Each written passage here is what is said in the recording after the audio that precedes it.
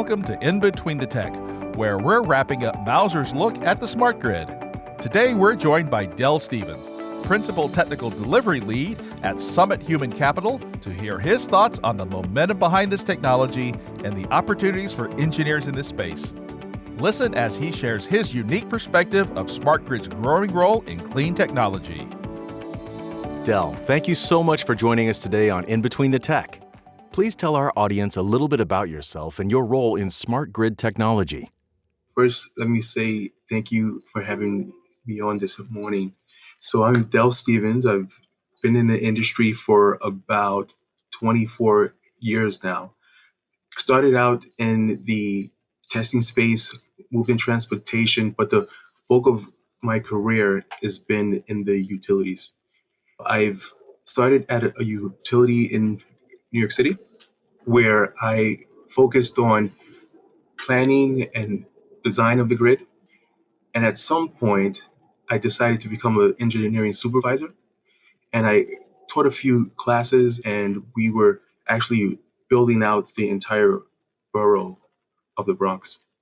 And I got an interesting case that came across my desk where someone had solar panels on their roof, and they just wanted to export to the grid, no load.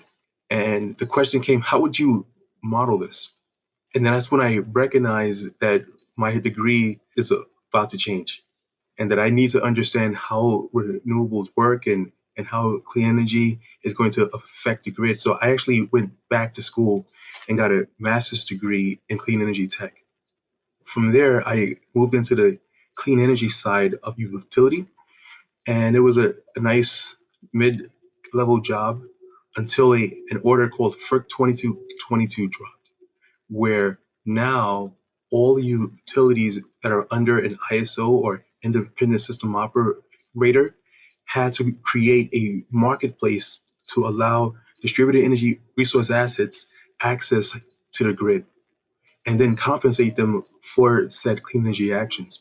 And so now, as the person who oversaw DERMS, my job got super important. What was good was my master's thesis was actually on clean tech and how to enable it in urban areas. And so I wrote a proposal for the city of New York describing how we would interconnect all of these DER assets and then how we would create a management system to allow these DER assets ability and access to the bulk or the high voltage energy transmission market. So then after that, I spent a few years at General Motors, where I was a senior platform engineer who helped build out the EV infrastructure software platform that allowed General Motors EVs seamless access into the grid. And now I'm doing consulting work for another utility, and we're focused on the Carolinas and PJM and MISO territory. What are the advantages of a smart grid system? It serves two key persons. One is the utility, who is essentially serving up a grid for the older consumers of energy. And then once someone has the ability to buy and sell back energy, they become a prosumer. And so the smart grid, it enables prosumers to interact with energy in the way that can actually create an ROI or return on investment for said customer. As energy demand grows and increases burden on the grid, how will smart grids alleviate and stabilize energy consumption to maximize system reliability? Yeah, excellent question there. What's interesting is that someone did a study, I forget exactly where, but if we were to electrify heating and transportation, there simply isn't enough cable you could put it in the ground to cover everyone's needs. So if you think about a hybrid vehicle, when it first came out, it wasn't as if they were able to take gas and somehow create a battery out of it, right? It was just two separate technologies, but the management system is what enabled the hybrid vehicle. And so the smart grid essentially is that hybrid version of the utility where through a management system, the smart grid can understand where there are issues on the grid, where there are opportunities on the grid, and then line those two together so that the opportunities will alleviate the constraints. Can you talk about some of the grid modernization technology and what that market looks like? Historically, the grids were a top-down strategy. You would generate the electricity at some sort of bulk level. Then that electricity would be transported to the actual needs or the loads on the grid. That top down approach is what we've had for decades. With this new smart grid, we're now seeing two-way power flow where generation can be created at the edge and it can supply itself. So, in this future smart grid world, we see that folks have the ability to create power in a decentralized manner at the lower distribution level. So, would that mean at some point you won't ever need transmission? In my humble opinion, no. We will always need a transmission system, but we need to have that go between where the shortcomings of that decentralized distribution system is being supplemented by some bulk transmission system. So, how do you actually do that? Well, that's where a DERMS or a distributed energy resource management system is key to smart grid enablement. And this distributed energy resource management system, it should have core components that allows a utility to understand what's happening both with the assets that it controls and then the assets that it does not control, these distributed energy assets, but that play a huge role in how they plan and operate. So having insights on both, I'm going to use the phrase grid edge, where the customers are generating their own power, and the grid end, where the utilities live, is key. And so now the question though is, how do you incentivize someone to take some sort of clean energy action that can benefit the grid? And this is where the enticement, right? The return on investment for the customers are crucial. So if I say buy an EV, my EV, it's essentially a battery on wheels. And so I can just simply take from the grid, or if I decide to, I can be a helper to the grid or a prosumer. In what ways? Well, if there's an issue on the grid and I'm asked to stop charging, I can stop charging. And now if I stop charging, I then lower the overall demand on the grid at a given time. But say, for example, I have a more advanced EV. In certain cases, I can export back to the grid to help out. And now exporting back to the grid, some have used the phrase V2G, and that's what we would enable in a smart grid. So now the inherent challenge though is that you have tons of OEMs at the grid edge. How do you then speak to each disparate DER system and then have them act as a, like, virtually as a power plant? And so that phrase VPP is something that the industry is keenly interested. How do I aggregate all of these DERs so that they can act in unison and benefit the grid? And so enabling VPP tech, enabling V2G tech, enabling what some call microgrid tech is crucial to enable this smart grid of the future. Is it accurate to say that would help with potential grid failures?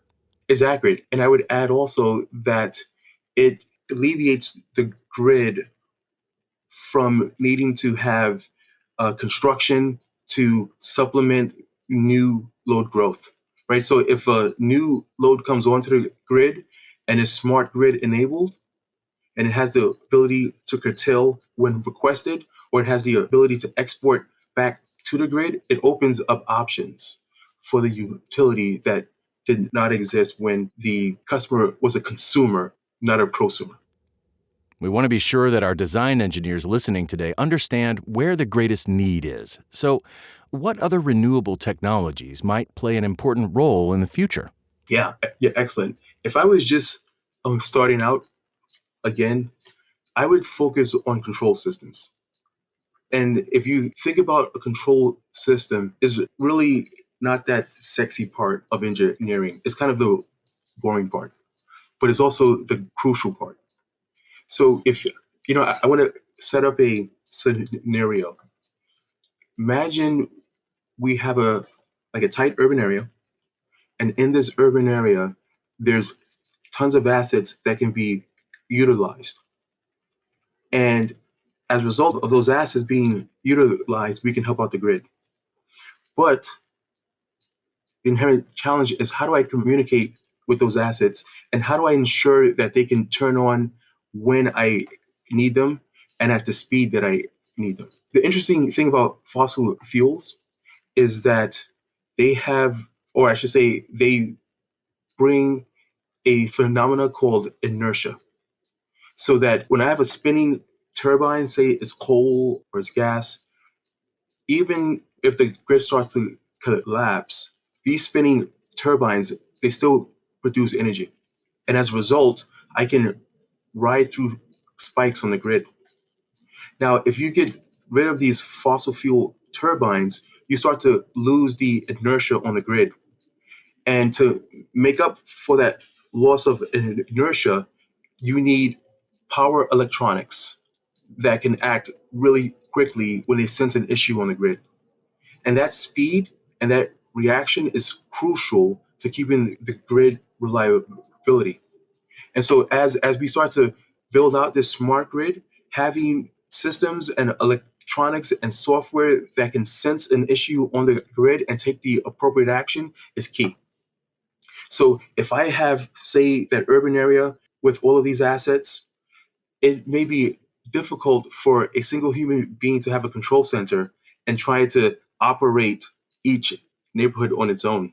But if there's a distributed intelligence scheme where each neighborhood understands what it can do as far as capabilities, and then each neighborhood can understand what action it should take without being told, that distributed intelligence at the edge will essentially replace the need for the inertia that we lost due to the sunsetting of fossil fuel turbines. What are the design considerations for smart grid implementation?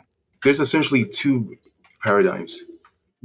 There's the hub and spoke, where you have a centralized intelligence and all of the data is being aggregated into a single location.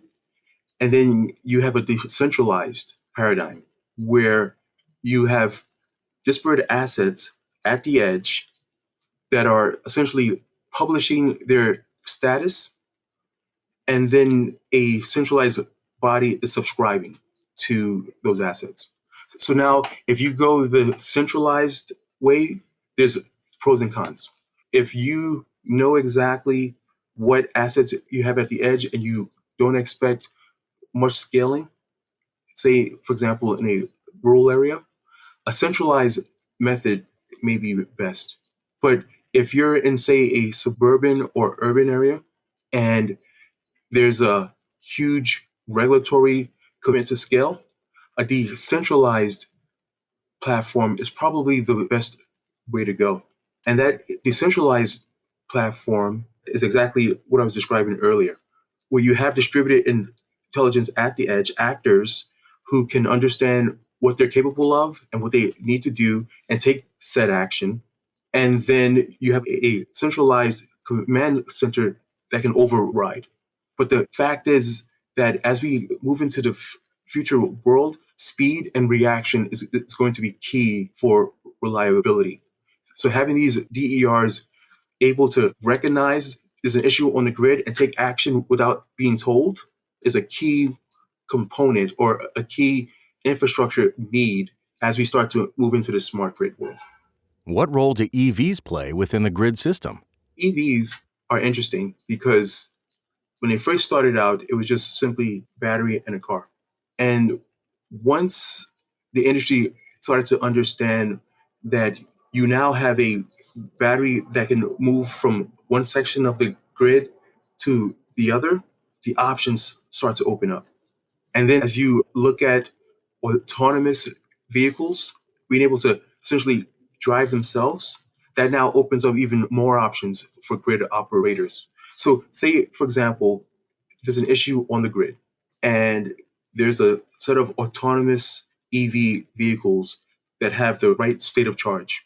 If the utility can call on them to essentially drive themselves over to an area where there is an issue with the grid, the operators can use those essentially rolling batteries to help out in areas of the grid. So there's so much untapped potential with EVs and autonomous vehicles and AI that if we can bring those three technologies together, we can start to solve really complex issues on the grid.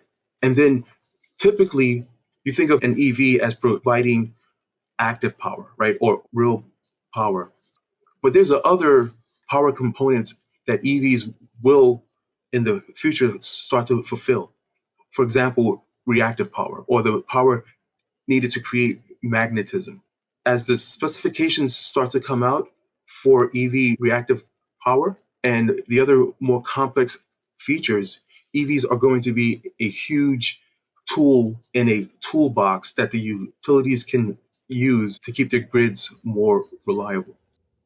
Can you tell us about some of the actual specifications guiding EV concepts?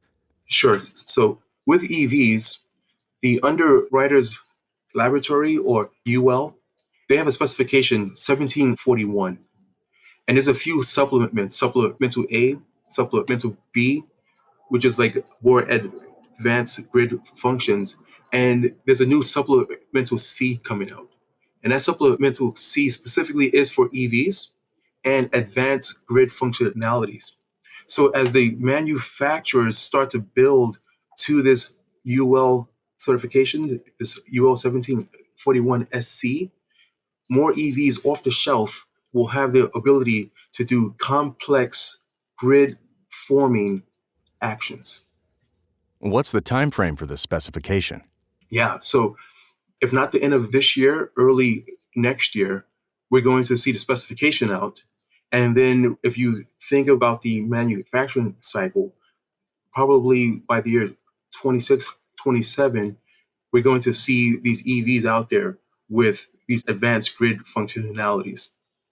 Can you explain microgrids and how they factor into energy usage, design considerations, etc.? When I think of microgrids, first, there's many definitions, but the IEEE, they actually have a spec, right? It's IEEE 2030.7. And if you think about that spec and its implementation of microgrids, a microgrid essentially is a plant that can isolate itself from the grid and still stay whole. So if you can imagine you're a grid planner and the grid is starting to see some constraints. And now because of those constraints, we have some overloads. If I can essentially drop a customer off of the grid completely, and that customer is still able to function, that's a major tool in the tool bag for a grid operator, grid planner. And that's essentially what a microgrid is. They can isolate themselves off of the grid, still keep themselves whole, and then when needed, reconnect back to the grid. And so, I come from New York City, and being able to isolate, say, an entire section of neighborhoods or an entire skyscraper, and that skyscraper is still maintaining its power, but is no longer on the grid, that's a way to keep everyone a bit more reliable and safe. And so these microgrids are super crucial to the smart grid of the future. So I can see utilities embracing microgrids or even incentivizing microgrids in the future. What information that we haven't touched on would you like our audience to know regarding smart grids? Yeah, I would say with clean energy, there's several segments of engineering that has to come together in order to create this smart grid. So, say for example, if I'm a mechanical engineer, I may think, well, smart grid, there's nothing I can do. But it's not actually true. as we start to think about the hardware and the power electronics, and then also moving and spinning mechanisms, mechanical engineers are needed in the smart grid as well. And say, for example, I'm an IT expert and I know cybersecurity. Well, cybersecurity is going to be super important in order to understand how to get these assets at the edge to become safe and reliable and still communicate seamlessly to the utility control center. Think about if, say, a bad actor tries to attack a set of assets. That could disable the grid if the grid is expecting those assets to perform. So IT, cybersecurity, database creation, even when it comes to the front end UI, UX of software, all of these aspects of engineering have to come together in order to solve these issues associated with the creation of a smart grid. So I would highly recommend for any form of engineering to start to understand how smart grids work and find your specific niche that you can fulfill. And not only is it a good career, is doing good work. Building out the clean energy, clean tech, it gives you a feeling that you probably won't get anywhere else. Knowing that you're making the planet cleaner and a better place for the next generation. So I just advocate for everyone, get into clean tech, figure out where you fit in, and learn as much as you can about it. We hope you enjoyed this episode of In Between the Tech. This podcast is part of Mouser's in-depth look at the smart grid and its impact on both energy consumption and delivery. Explore the entire Empowering Innovation Together offering on this subject with articles, videos, and more at mouser.com/empowering-innovation.